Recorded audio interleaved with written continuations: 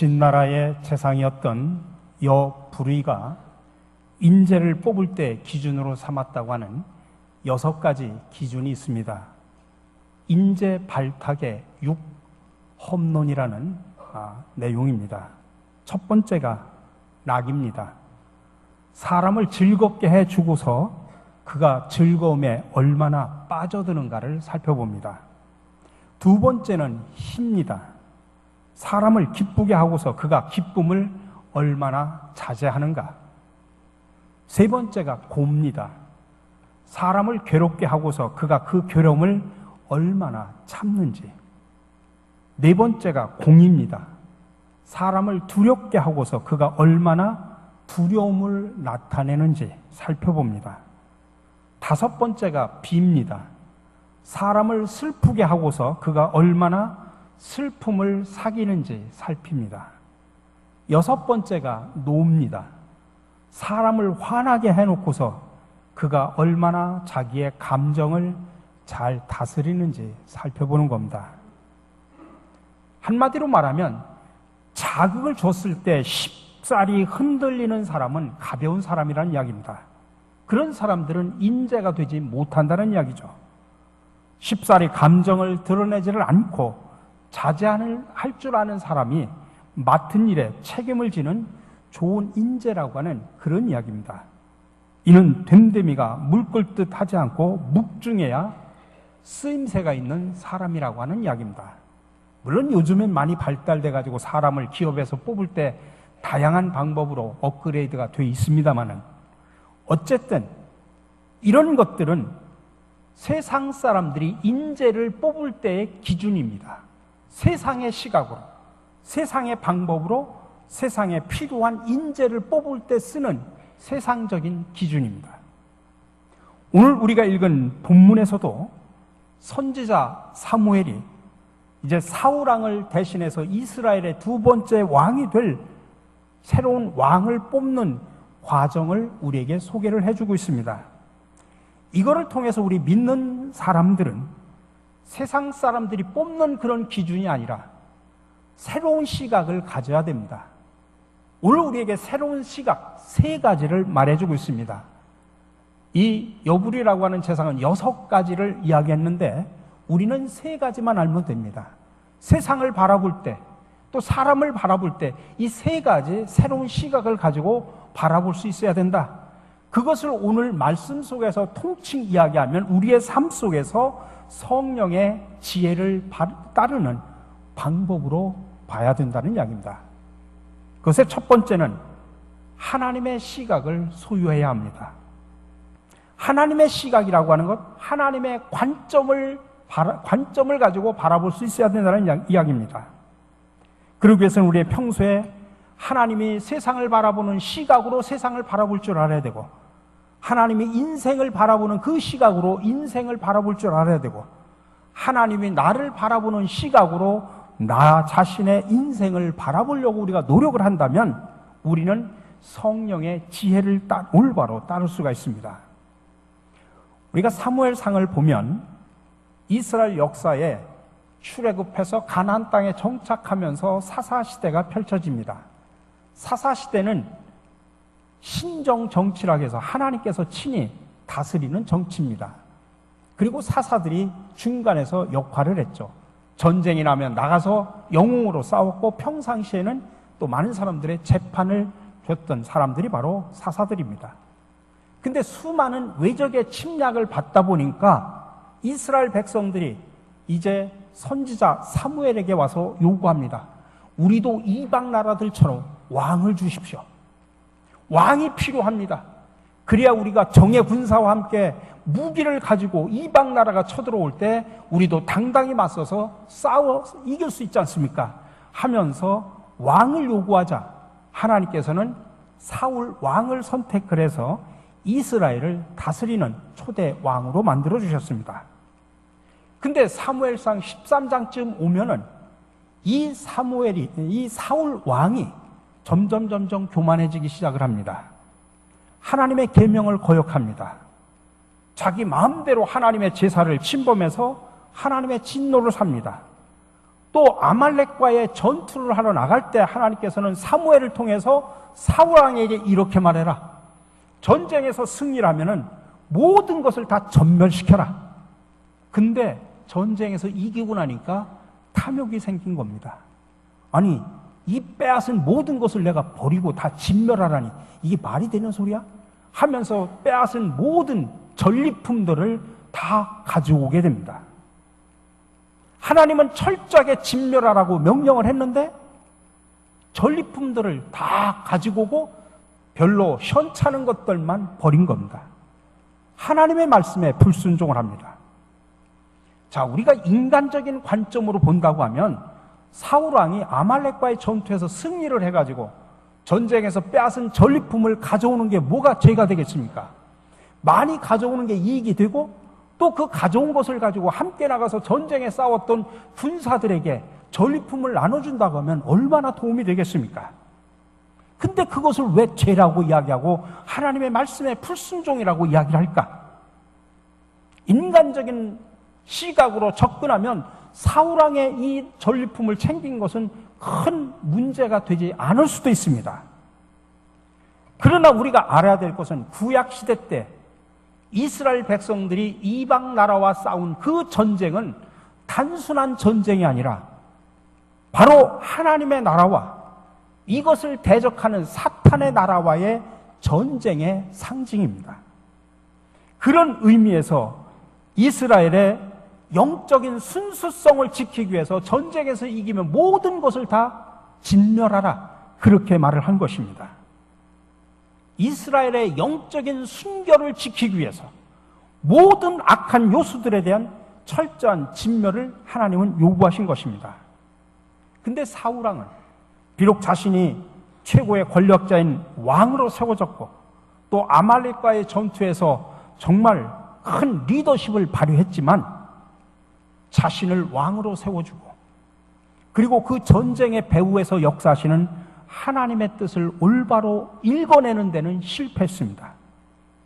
뿐만 아니라 하나님의 뜻과 말씀에 순종하는 데도 실패해서 결국 하나님으로부터 버림받게 됩니다. 다시 말하면 하나님의 시각으로, 하나님의 관점으로 바라본 것이 아니라 인간적인 시각으로, 세상적인 관점으로 바라봤다, 이 말씀입니다. 그래서 그는 철저하게 하나님으로부터 버림받게 되었습니다. 그래서 하나님은 두 번째 새롭게 이스라엘을 끌어갈 왕을 예비하시는 겁니다. 사울왕이 실패했다고 해서 하나님이 이끌어 가시는 하나님의 역사와 하나님의 나라가 중지되는 것은 아닙니다. 그래서 사무엘상 16장 1절 이하, 오늘 우리가 읽은 이 본문에서 하나님은 사울왕을 대신해서 계속 하나님 나라를 이어갈 적임자로서 2세 아들 중에서 한 왕을 뽑으라고 사무엘을 보낸 것입니다. 그런데 하나님이 선택한 적임자를 사람들 앞에서 이제 기름을 부어야 될 선지자 사무엘의 입장에서는 누가 적임자인지 쉽게 알 수가 없었습니다. 여러분, 사람이 하나님의 뜻을 올바로 깨달을 수 있는 비결은 오직 성령 하나님을 통해서만 가능하다는 사실을 기억하시기 바랍니다.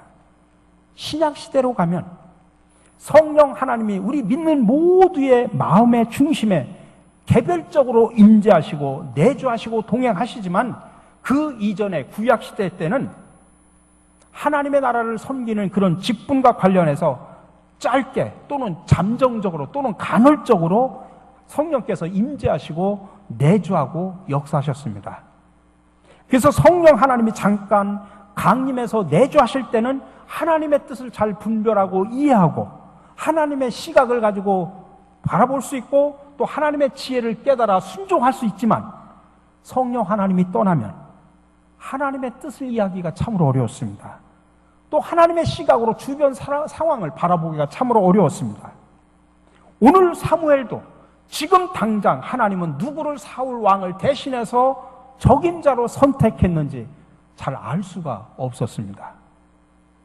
근데 여러분, 오늘 저와 여러분들은 이미 그리스도 안에서 거듭난 신자들이고 이미 성령 하나님이 우리 마음속에 내주하고 동행하고 계심을 여러분들 믿으시기 바랍니다.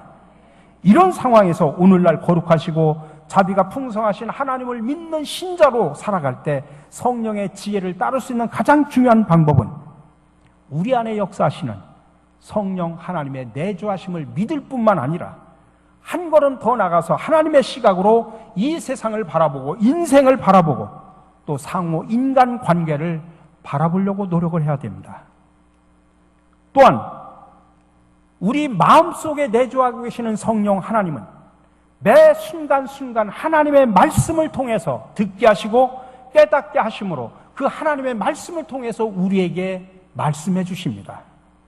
그러므로 성령 하나님의 지혜는 어떻게 갑자기 막 돌발적으로 역사하기보다는 오늘날에는 성경적인 가치관과 세계관을 통해서 우리를 인도하시고 지속적으로 꾸준한 방식으로 우리를 인도하십니다.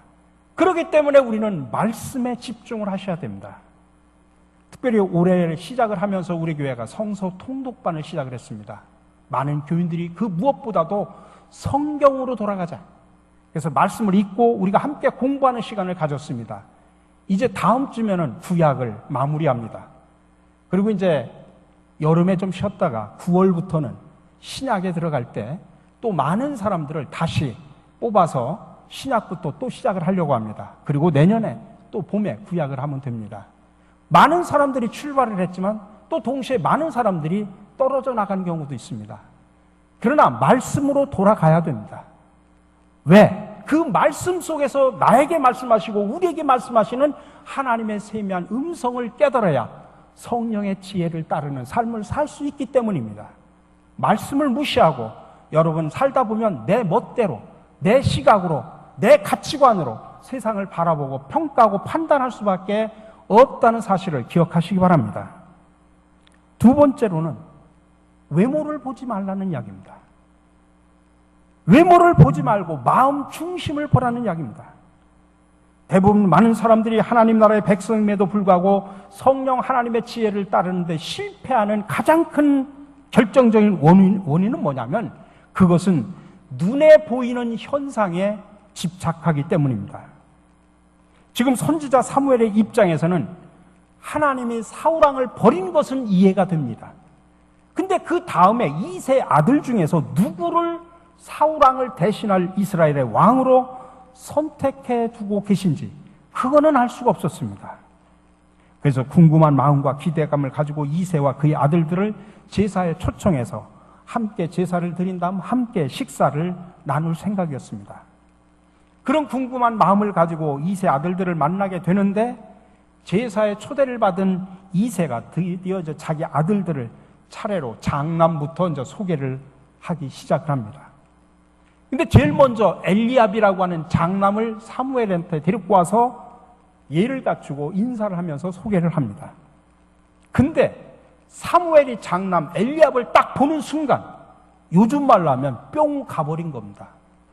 이야, 대단하다. 바로 이 사람이 하나님이 예비하신 다음 왕이 될 적임자라고 사무엘은 판단을 한 겁니다. 왜냐하면 엘리압은 2세 장남입니다.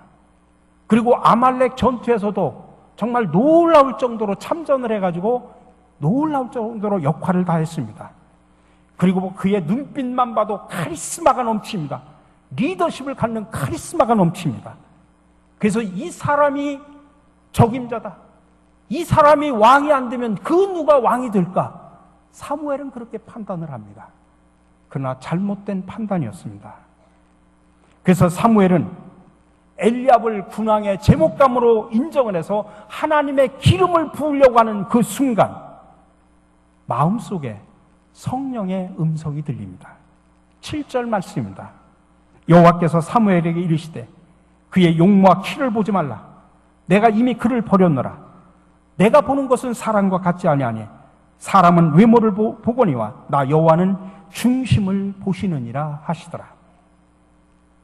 여러분, 오늘날 우리도 성령 하나님의 지혜를 따르려면 눈에 보이는 사람의 외모에 현혹되지 않도록 조심하고 경계해야 됩니다. 신앙생활의 기본은 눈에 보이는 세상을 바라보는 것이 아니라 눈에 보이지 않는 세상을 바라볼 수 있어야 됩니다. 눈에 보이는 현상 세계를 절대시하는 순간 저와 여러분들은 본질을 간파하지 못하고 보이는 현상 세계의 미혹과 속임수에 넘어간다는 사실을 기억하시기 바랍니다. 미국 오하이오주에 전설과 같은 이런 이야기가 전해져 오고 있습니다. 큰 농장을 경영하는 테일러라고 하는 농장 주인이 있었는데 하루는 해가 뉘역뉘역 지는데 한 젊은이가 와서 나는 갈 곳이 없으니 주인집에서 일하면서 먹고 살 수 있게 해달라고 간절히 부탁을 합니다. 가만히 살펴보니까 힘께나 쓸 것 같아서 그렇게 하라고 허락을 하고는 저 끝에 창고가 딸린 작은 방 하나를 주고서 기거할 수 있게 해줬습니다. 정말 그 젊은이는 열심히 일을 했습니다. 참으로 성실한 청년이었습니다. 근데 농장 주인의 딸이 그만 그 젊은 청년과 서로 눈이 마주치자 그 순간 큐피트의 화살이 두 젊은 남녀에게 관통을 해버린 겁니다. 그래서 서로 사랑하는 사이가 되었습니다. 그래서 그들은 결혼하기로 맘먹고 아버지에게 딸이 허락을 구합니다. 근데 아버지가 그 청년과 자기 딸을 번갈아 바라보더니 딸을 향해서 이렇게 말합니다. 얘야, 넌 이 청년이 어디서 왔는지, 이 청년의 가문이 어떤지, 이 청년의 인격이 어떤지 너 아냐? 저 창고방에서 살면서 남의 집에서 하이 노릇이나 하는 녀석과 결혼을 한다니 말이 되는 소리냐? 절대로 안 된다. 불호하고 그 청년을 내쫓아버렸습니다. 어느덧 세월은 30년이 흘렀습니다. 그 농장 주인 테일러 씨는 그 창고를 새로 수축하기 위해서 청소를 하다가 그 창고의 기둥에 새겨진 한 이름을 발견하게 됐습니다. 제임스 A. 가필드. 30년 전 창고방에 살면서 자신의 딸과 사랑을 속삭였던 그 청년이 자기의 이름을 그 기둥에다 새겨놓은 겁니다. 근데 그 이름이 제임스 A. 가필드라는 이름인데 어디서 많이 들어본 이름입니다. 30년 전 자기 딸과 결혼하겠다고 청혼했던 바로 그 청년이 지금 현직 미국의 대통령이 된 겁니다. 여러분, 그는 겉모양새만 보고 자신의 딸을 줄 수 없다고 내쫓아버렸던 그때를 생각하면서 대통령의 장인이 될 수 있었던 기회를 놓친 것에 대해서 아쉬워했다고 합니다. 여러분, 사람을 겉모양으로만 판단했기 때문입니다. 오늘 분명히 말합니다. 하나님은 외모를 보지 말라. 그거는 우리가 사람의 얼굴로서의 외모를 말하는 것뿐만 아니라 우리 눈을 현혹하는 보이는 현상 세계를 판단하는 근거와 기준으로 삼지 말라는 그런 뜻입니다. 그래서 마지막으로 마음의 중심을 보라는 이야기입니다. 오늘 하나님이 마지막 사무엘을 통해서 다윗을 선택을 했습니다. 결국에는 정말 들녘에 지금 이 자리에 소개하는 자리에도 못 나와 있고 저 들녘에서 지금 목동으로 일하고 있는 그 다윗을 부랴부랴 불러다가 그 다윗을 본 후에야 하나님께서 허락을 하셨습니다. 근데 하나님께서 다윗을 선택한 가장 큰 이유는 다윗 마음의 중심이 하나님의 마음 중심과 일치해서 그가 하나님의 마음에 합한 사람이었기 때문입니다. 특별히 다윗은 두 가지가 달랐습니다. 그는 성실했습니다. 지금 다른 형제들이 뭔가 중요한 일이 있을 것이라고 하는 정보를 가지고 자기 몸단장을 하고 지금 사무엘 선지자가 집전하는 그 제사에 참석하는 동안 다윗은 형제들에게 밀려가지고 혼자 조용히 양들을 치고 있었습니다. 남들이 알아주지 않는 일에 묵묵히 최선을 다하는 그의 성실함이 하나님의 선택에 축복을 누리는 계기가 된 것입니다. 특별히 다윗이 아버지의 양무리를 돌보는 것은 앞으로 미래 이스라엘의 양무리, 즉 백성들을 돌볼 목자로서 왕으로서 준비를 갖추게 한 하나님의 섭리였던 것입니다. 그래서 시편 78편 70절 이하에는 그 다윗의 모습을 이렇게 표현합니다. 또 그의 종 다윗을 택하시되 양의 우리에서 취하시며 젖 양을 지키는 중에서 그들을 이끌어내사 그의 백성인 야곱 그의 소유인 이스라엘을 기르게 하셨더니 이에 그가 그들을 자기 마음의 완전함으로 기르고 그의 손에 능숙함으로 그들을 지도하였도다. 그렇습니다. 아버지의 양무리를 성실하게 돌봤던 그의 성실함이 바로 하나님의 선택을 받는데 결정적인 역할을 했다고 하는 것입니다. 또 하나는 하나님은 준비된 사람을 쓰신다는 사실을 기억하셔야 됩니다. 하나님은 꿈만 꾸고 비전만 갖는 사람을 쓰는 것이 아니라 그 꿈과 비전의 대가를 치를 줄 아는 사람, 자신의 미래를 위해서 책임을 질 줄 아는 사람을 들어서 하나님의 역사를 이루어 가신다는 이야기입니다. 그러니 하나님의 역사는 우연히 저절로 이루어지지 않습니다. 그곳에서는 하나님의 세밀하신 섭리와 계획이 있습니다. 그런데 이 하나님의 계획과 섭리는 사람을 통해 이루어 가시는데 바로 준비된 사람을 통해서 일하고 계시다는 이야기입니다. 그러니 여러분, 기회는 준비된 사람에게만 오는 것입니다. 그래서 인생의 90%는 준비, 9%는 노력, 1%는 운으로 된다고 하는 그런 이야기도 있습니다. 여러분, 그날 사무엘이 선택을 한 바로 그날 왕으로서 기름을 부었습니다. 그렇다고 해서 바로 왕의 자리에 올라간 것이 아니라 왕이 될 때까지 15년이라는 세월이 흘렀습니다. 그 긴 세월 동안 사울 왕의 시기 때문에 너무나 감당하기 힘든 어려움과 외로움, 생명의 위기까지 겪었습니다. 그러나 다윗에게는 그 기간이 왕다운 인격과 실력을 갖추는 아주 소중한 시간이었습니다. 아니, 오히려 어려운 환경이 참된 그릇을 준비해가는 최고의 시간이 되었습니다. 그러니 여러분, 나의 어려운 가정 형편, 배경을 여러분 탓하지 마십시오. 오히려 그것을 발판으로 삼아 최고의 기회로 만드시기 바랍니다. 여러분이 문제가 생기면 가장 낮은 곳으로부터 거기에서 언약을 붙잡고 은사와 달란트를 준비하며 영적인 힘을 발휘하는 준비의 기간으로 삼으시기 바랍니다. 고난이 있다고 하면 오히려 그 기간에 하나님의 말씀에 집중하여 영적인 힘을 얻을 수 있는 준비하는 기간으로 삼으시기 바랍니다. 그래서 시편 119편 71절에서 말합니다. 고난을 당하는 것이 내게는 오히려 유익하게 되었습니다. 그 고난 때문에 나는 주님의 율례를 배웠습니다. 고난 때문에 하나님의 깊은 말씀을 깨닫게 되었다는 이야기입니다. 사이먼 시넥이라고 하는 유명한 저널리스트는 골든 서클 이론이라고 하는 것을 통해서 평범한 사람과 유능한 지도자를 구분하는 기준으로 사람의 마음 중심을 제시합니다. 평범한 사람들은 눈에 보이는 가시적인 결과물이나 자신이 맡은 어떤 임무 또는 제품 그 자체를 위해서 모든 노력을 경주하지만 위대한 지도자들은 마음속에 있는 신념이나 동기에 집중을 해가지고 거대한 신념과 동기로 설득을 하려고 한다는 이야기입니다. 예를 들면 특정 물건을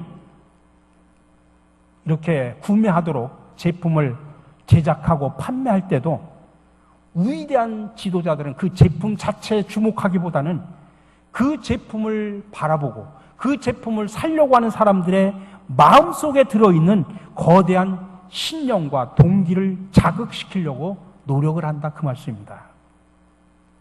여러분, 세상에서도 이렇게 성공 비결로 보이는 현상 세계에 집중하기보다는 보이지 않는 마음에 집중하라고 지금 그렇게 가르치고 있는데 하물며 하나님은 어떠하시겠습니까? 우리 사랑하는 성도 여러분, 여러분들은 예수 그리스도를 진정으로 나의 주님으로, 나의 구세주로 믿고 고백하십니까? 그렇게 고백하십니까? 그렇다면 성령 하나님이 내 마음 중심에 내주하고 동행하고 계심을 여러분들 믿으시기 바랍니다. 우리 마음에 성령 하나님이 내주하고 동행하심을 믿는다고 하면 이제 남은 것은 성령 하나님이 우리에게 말씀하시는, 하나님의 말씀을 통하여 말씀하시는 그 세미한 음성을 지혜롭게 깨닫고 순종하는 것입니다. 우리 마음 중심에 내주하고 역사하시는 성령 하나님이 여러분 각자에게 말씀을 통해서 말씀하시는 그 지혜의 말씀에 여러분 경청하시고 순종하셔서 정말 하나님의 지혜를 따르는 정말 멋있는 성도로 살아가시기를 주님의 이름으로 간절히 축원합니다. 사랑의 주님, 사람은 외모를 보지만 여호와는 중심을 보신다고 말씀하셨습니다. 이 시간 저희들에게도 하나님의 시각으로 사람과 세상을 바라볼 수 있는 영적인 지혜를 허락하여 주시옵소서. 특별히 매일 말씀을 읽고 묵상하고 깨달아 그 속에 담겨진 하나님의 세미한 음성을 듣게 하여 주시옵소서. 그래서 하루하루의 삶이 성령의 지혜를 따르는 삶이 되게 하여 주시옵소서. 오늘도 우리를 선한 길로 인도하시는 예수 그리스도의 이름으로 기도드립니다. 아멘.